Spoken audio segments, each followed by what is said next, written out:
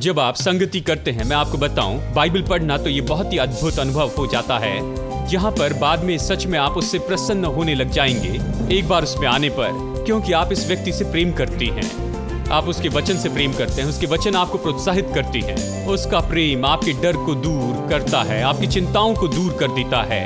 उसके वचन आपके लिए इतने अच्छे होते हैं। ये चंगाई के वचन है, ये अद्भुत वचन है, और इस तरह के शब्द कोई भी नहीं कह सकता है। ये तो बहुत ही अद्भुत वचन है। We are standing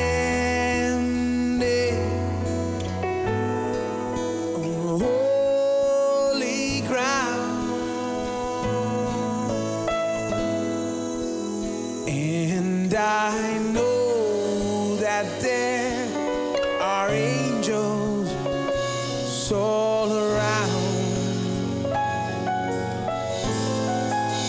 Let us pray. Jesus now,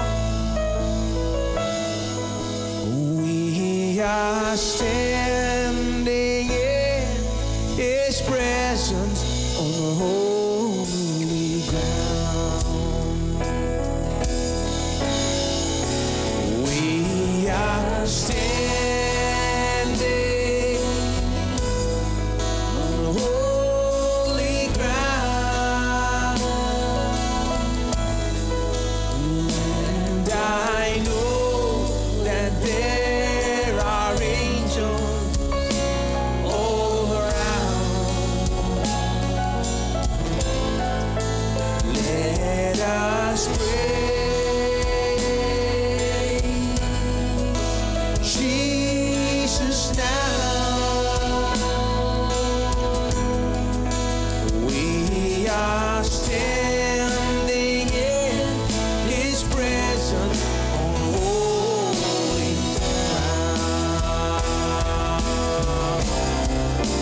We are standing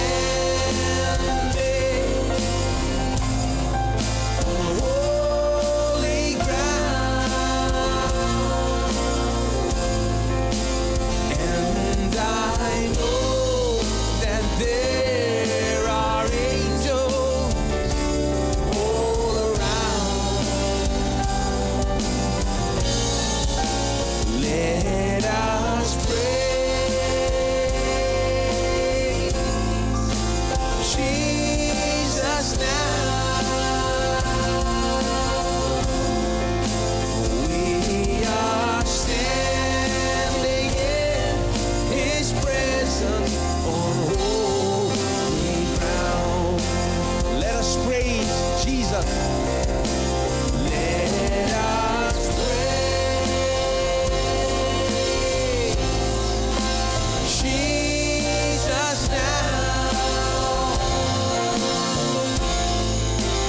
let us pray. Jesus now. Oh, give it up. Give up your praise. Let us pray. Jesus now. We are standing in His presence on holy ground.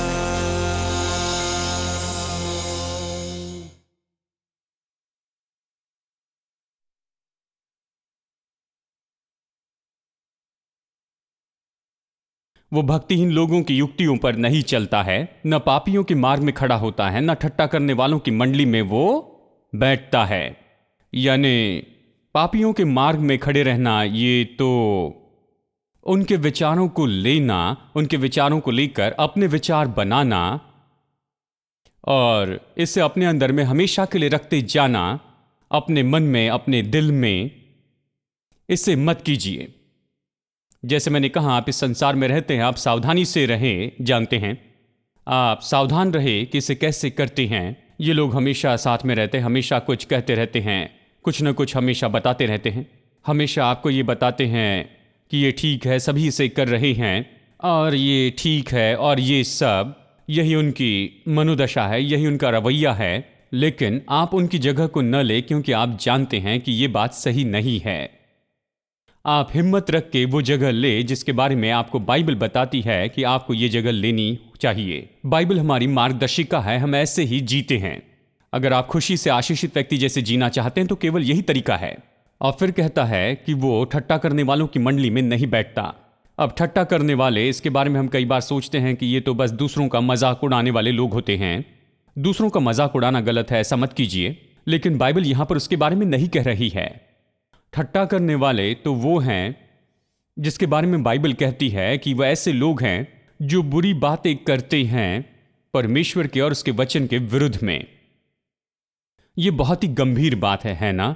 वो केवल लोगों का मजाक नहीं उड़ाते, वो परमेश्वर का भी मजाक उड़ाते हैं। वो परमेश्वर के वचन का मजाक उड़ाते हैं, जीवन के लिए परमेश्वर के सिद्धांतों का मजाक उड़ाते हैं कि कैसे जिए। वो तो बस मजाक उड़ाते हैं, चुटकुले बनाते हैं ये चर्च के बारे में और किस तरह से मसीह जीवन जीना चाहिए उसके प्रचार के बारे में। उनमें परमेश्वर का भय नहीं, वो भक्तिहीन हैं, वो तो पूरे पापी हैं। वो ठट्टा करने वाले हैं, ऐसी जगह पर पहुंच गए हैं। और वो तो ऐसी जगह पर पहुंचे हैं जहां पर उन्होंने निर्णय लिया कि अपने मुंह को खोले और इससे बोलते जाएं कि परमेश्वर और उसके वचन के विरुद्ध में कहते जाएं और उसके सिद्धांतों के विरुद्ध में कहते जाएं। ये सच में बहुत ही गंभीर है। तो जब हम इस संसार में जीते हैं तो बहुत ही मुश्किल जगह पर होते हैं। आपको इसका संतुलन रखना है, आपको सच में सावधान रहना होगा। आप उनके मार्गों में न चले, आप उनकी जगह पर खड़े न रहें और न बैठे।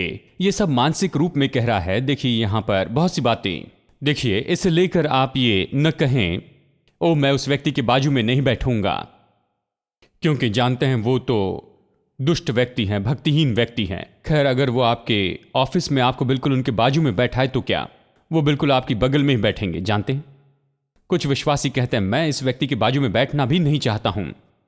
बाइबल इसके बारे में नहीं कह रही है। बाइबल इसके बारे में कह रही है वहां पर बैठना, यानी इस तरह मानसिक रूप में वही रहना।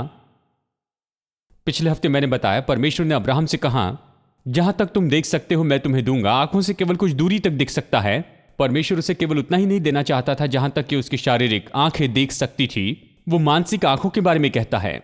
जब परमेश्वर ने कहा जहां तू पैर धरेगा वो जगह मैं तुझे दूंगा, वो सच में इस बारे में नहीं कह रहा था कि उसके पैर हर जगह पर स्पर्श करे, क्योंकि ऐसा करना बहुत ही मुश्किल हो जाता।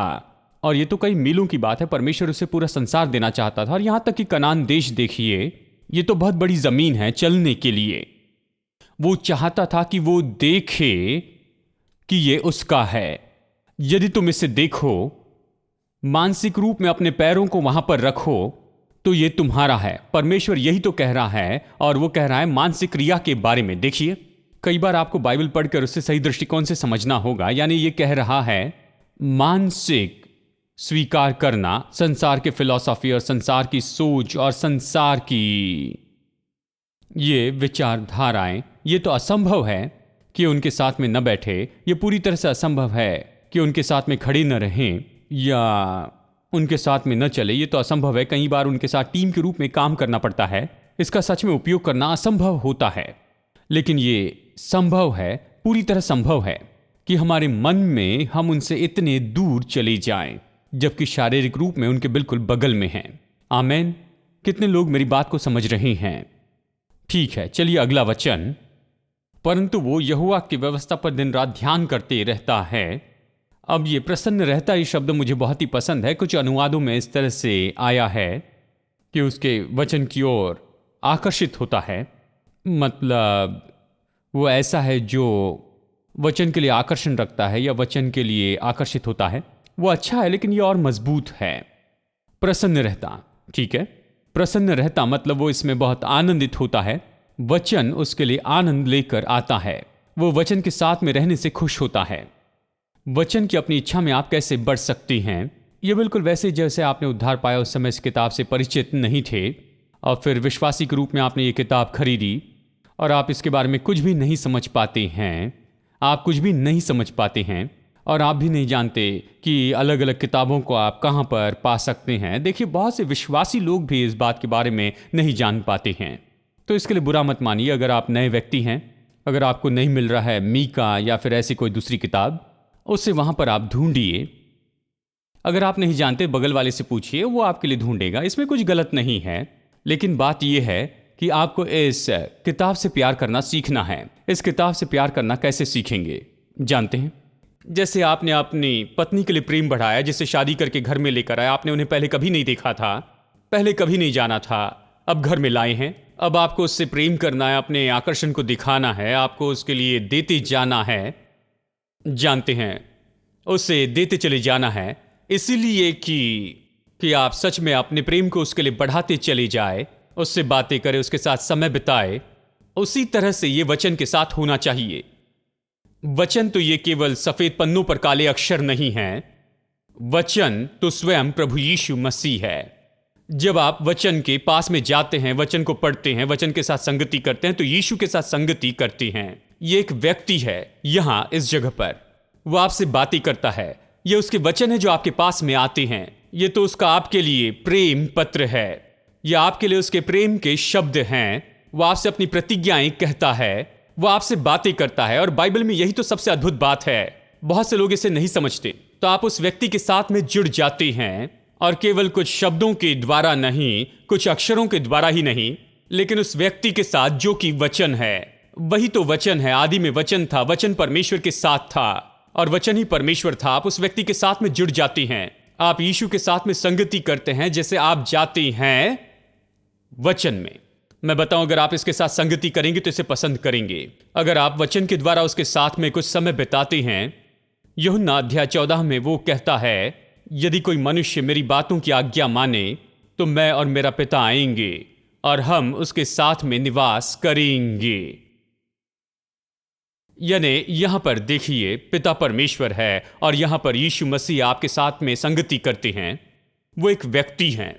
ये इसी तरह से है। और जब आप संगति करते हैं, मैं आपको बताऊं, बाइबल पढ़ना तो ये बहुत ही अद्भुत अनुभव हो जाता है, जहां पर बाद में सच में आप उससे प्रसन्न होने लग जाएंगे एक बार उसमें आने पर, क्योंकि आप इस व्यक्ति से प्रेम करते हैं। आप उसके वचन से प्रेम करते हैं, उसके वचन आपको प्रोत्साहित करते हैं। उसका प्रेम आपके डर को दूर करता है, आपकी चिंताओं को दूर कर देता है। उसके वचन आपके लिए इतने अच्छे होते हैं। ये चंगाई के वचन है, ये अद्भुत वचन है, और इस तरह के शब्द कोई भी नहीं कह सकता है। ये तो बहुत ही अद्भुत वचन है, क्योंकि और कोई इस तरह से कोई अद्भुत शब्द आपसे नहीं कहता है। आप इससे प्रेम करने लगेंगे जैसे कि आप किसी से प्रेम नहीं करते, और इसलिए आप परमेश्वर के वचन में प्रसन्न होंगे। हेलो क्या आप यहां पर हैं? अभी हम मुद्दे पर आए हैं। आप प्रसन्न होंगे, और देखिए, आप उसके साथ में और ज्यादा समय बिताना चाहेंगे यीशु के साथ, और आप चाहेंगे कि वो आपसे और बातें करे। आप चाहेंगे कि वो आपके साथ हो, और जब आप ये वचन लेंगे तो आपके साथ में यही होगा। और आप परमेश्वर के वचन में प्रसन्न होते हैं, क्योंकि इसमें आप खुद यीशु के साथ में संगति करने लगते हैं। आमेन। और फिर आप मनन करते हैं। देखिए, ये एक और बात है। देखिए, पहला वचन है कि इन सारी बातों को छोड़ दे, निश्चित कर ले कि संसार आप में न आए। लेकिन मसीहत केवल ये नहीं है कि आप कुछ चीज़ों को छोड़ दे। कुछ लोग कहते हैं, मैं शराब नहीं पीता, सिगरेट नहीं पीता, मैं थूकता नहीं, मैं ये नहीं करता, वो नहीं करता। कुछ लोग ऐसे होते हैं, यही उनकी समस्या है, वो कुछ नहीं करती हैं। निश्चय ऐसी कुछ बातें हैं जो हमारे जीवन में नहीं होनी चाहिए, वो हमारे जीवन से बाहर हो, वो हमारे लिए अच्छी है। ये केवल इतना ही नहीं कि हमने क्या छोड़ा, मसीह जीवन ये है कि हमने अभी किससे पकड़ा है। क्या आपने परमेश्वर का वचन थामा है? क्या परमेश्वर का वचन आपको प्रसन्न करने वाला हो गया है? क्या आप परमेश्वर के वचन से प्रसन्न होते हैं? क्या आप वचन से प्रेम करते हैं? और क्या आप वचन पर मनन करते जाते हैं? यह केवल प्रसन्न रहना नहीं कि आप पढ़ते हैं, यीशु के साथ संगति का आनंद उठाते हैं, लेकिन फिर यह आपको कभी नहीं छोड़ता। आप काम पर जाते, आपके अंदर वचन होता है, और यह आपके मुंह में आता है, या आपके दिल में, आपके मन में आता है। आप इसके बारे में सोचते हैं, इस पर विचार करते हैं, इसे कहते चले जाते हैं, आप बोलते हैं, आप इसे कहने लगते हैं। जो बाइबल कहती है, परमेश्वर की प्रतिज्ञाएं हमेशा आपके मुंह से बाहर आती रहती हैं। जो कुछ भी आपने पढ़ा है, यीशु के साथ में आपने वचन के द्वारा संगति की है, ये सारी बातें अभी आपके मुंह में हैं। मनन तो इसी के बारे में है। अब यही तो सब कुछ बदलता है, यही आपको माइनस से प्लस में लेकर जाता है। जब आप ऐसे करते हैं, वचन पर दिन रात मनन करते हैं। देखिए, यह ऐसा है जिसे आप दिन और रात कर सकती हैं।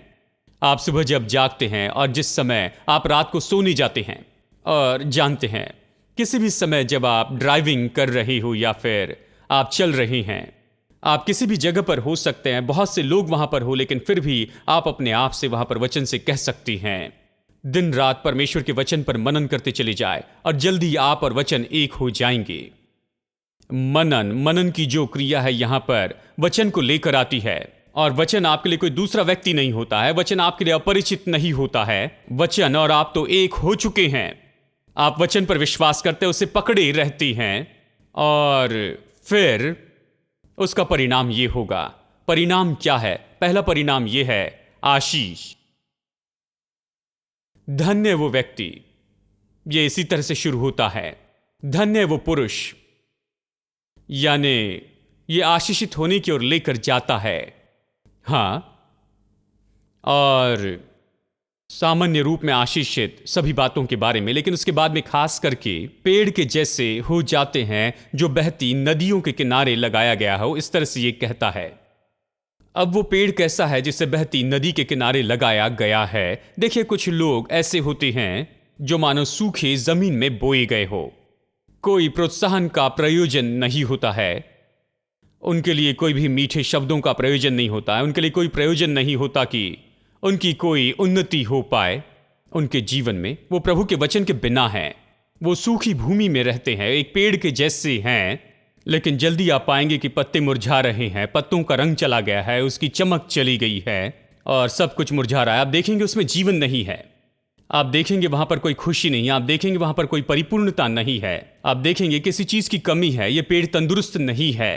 पत्ते पेड़ की तंदुरुस्ती को दर्शाते हैं। जब वो पूरा हरा भरा होता है, आप जानेंगे कि पेड़ अच्छी दशा में है। उसके ऊपर फल नहीं भी हो तो भी आप पत्तों से जानेंगे कि ये पेड़ अच्छी दशा में है और इस पर फल आएंगे। तो आप उस पेड़ के जैसे होते हैं जो नदियों के किनारे लगाया गया है, क्योंकि वहां पर स्रोत है, निरंतर परमेश्वर के वचन का सप्लाई है कि आपको प्रोत्साहित करे। ये गवाही जो हमने सुनी है, देखिए यहां पर ऐसे ही तो हुआ है। जब आप हॉस्पिटल के बेड पर पड़े होते हैं और आपको बताया जाता है कि हो सकता है कि आपकी मृत्यु हो जाए, ऐसी दहशत होती है। जानते हैं ये समय होता है कि हम बस रोए और चिल्लाएं और सच में हम शोकित हो जाएं, लेकिन इसीलिए कि कहीं से न कहीं से कोई स्रोत आ रहा है, अदृश्य नदी से जो कि बहते जा रही है आपके भीतर में। जानते हैं स्रोत तो परमेश्वर के वचन से आता है। प्रोत्साहन के वचन आते जाते हैं। वचन आप में है, वो आ रहा है। आपको बाइबल लेना नहीं, वो आपके भीतर है, या आप में बह रहा है। ये प्रोत्साहित कर रहा है, आपको उठा रहा है, या आपके दिल को दुख के बीच में भी खुश कर रहा है, और दुख में, शोक में, बीमारी में भी, और डराने वाली परिस्थिति में, क्योंकि आप यहां पर सप्लाई पा रहे हैं उस मुख्य स्रोत से जो कि परमेश्वर का वचन है। आमेन। पेड़ जो नदी के किनारे लगाया गया है,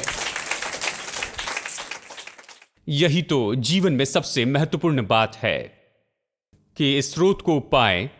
यह अच्छा स्रोत है, आप इस पर भरोसा रख सकते हैं। जब जरूरत हो तो यह आएगा, ये वहां पर रहेगा। यह आपको सूखने नहीं देगा, यह आपको बर्बाद होने नहीं देगा, यह आपको हमेशा उभारेगा। परमेश्वर का वचन जो कि मधुर है, जो कि प्रोत्साहित करने वाला वचन है, आशा देने वाला वचन आपको उभारेगा और आपकी जरूरत के समय में आपको बल देते जाएगा। आपको इसका अनुभव करना होगा। वचन ऐसे ही होना चाहिए। फिर यह कहता है उसके पत्ते कभी मुरझाएंगे नहीं, और वो जो कुछ भी करेगा उसमें वो सफल होगा। सब लोग कहिए, वो जो भी करेगा उसमें सफल होगा। देखिए, इन दिनों में लोगों की आदत है कि अपनी कार के पीछे में कुछ ऐसे लिखे, ऐसे कुछ लिखते हैं। तो मैं देखता हूं कि बहुत से लोग, वो कुछ भी नहीं जानते हैं, उन्होंने कभी बाइबल नहीं देखी, लेकिन फिर भी अपने कार के पीछे लिखते हैं, यदि परमेश्वर तुम्हारे साथ है। मुझे लगता है ये वचन सभी को पसंद आता है। यदि परमेश्वर हमारी ओर से तो हमारा विरोधी कौन होगा, रोमी 8 से। लेकिन ये उद्धार के बारे में कहता है। ये कहता अगर परमेश्वर इस तरह से हमारे साथ में होता है, उद्धार देता है अपने पुत्र के द्वारा, यदि परमेश्वर हमें पहले से जाने, पहले से नियुक्त करे, हमें चुन ले, और ये सब अगर परमेश्वर इस तरह से हमारे लिए हो तो हमारा विरोधी कौन होगा, ये कहता है।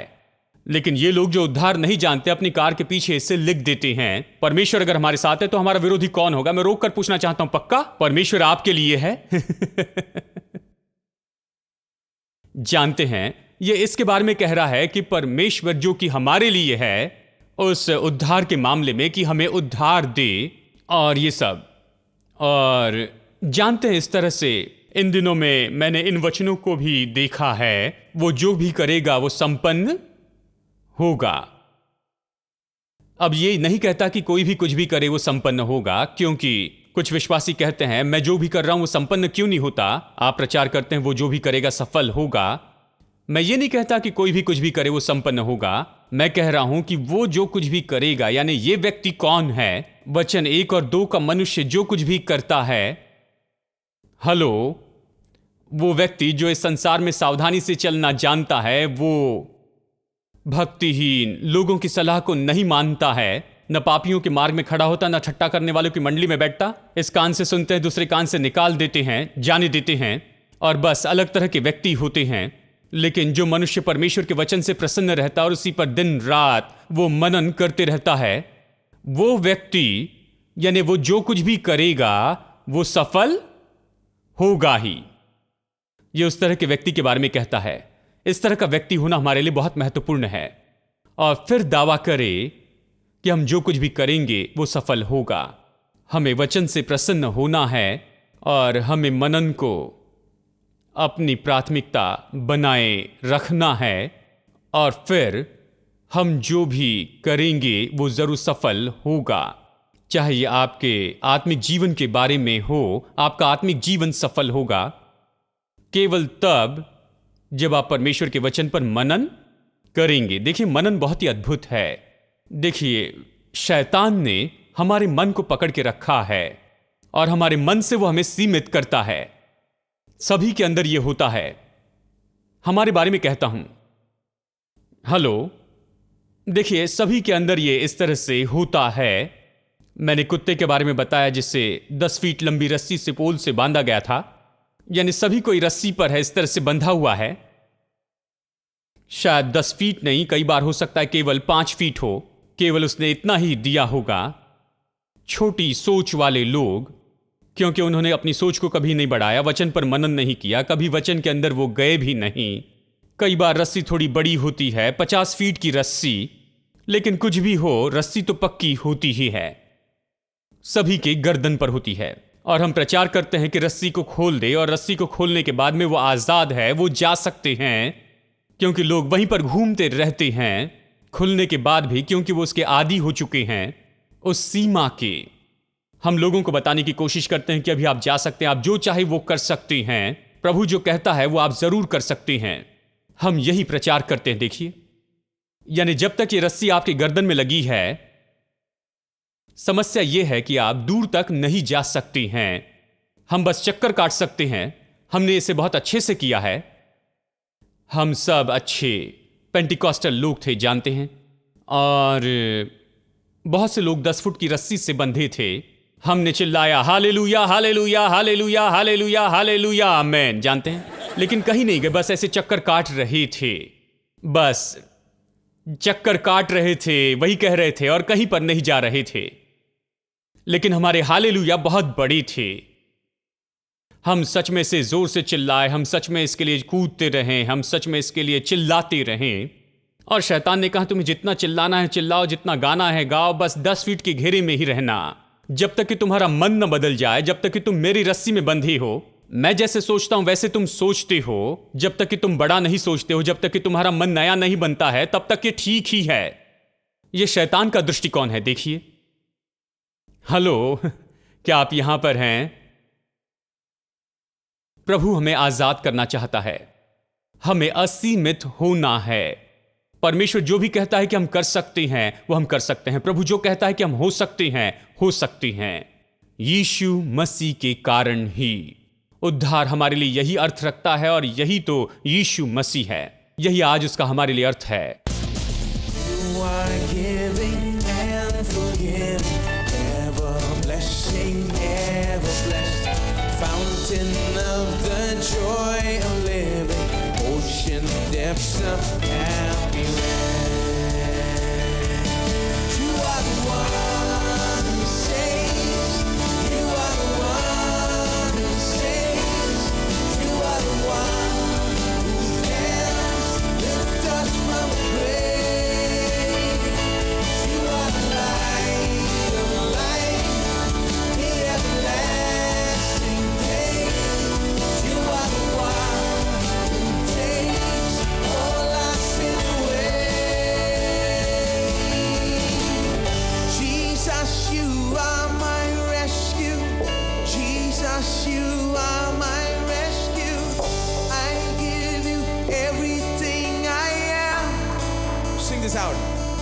you're my rescue.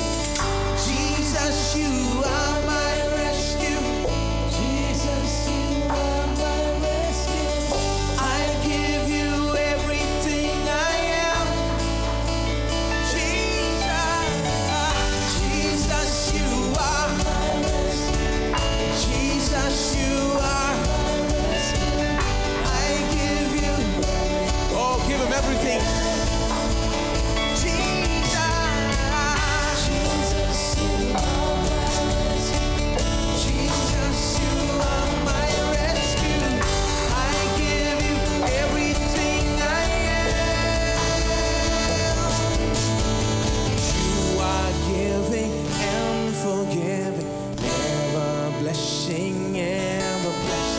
Fountain of the joy of living, ocean depths of happy land.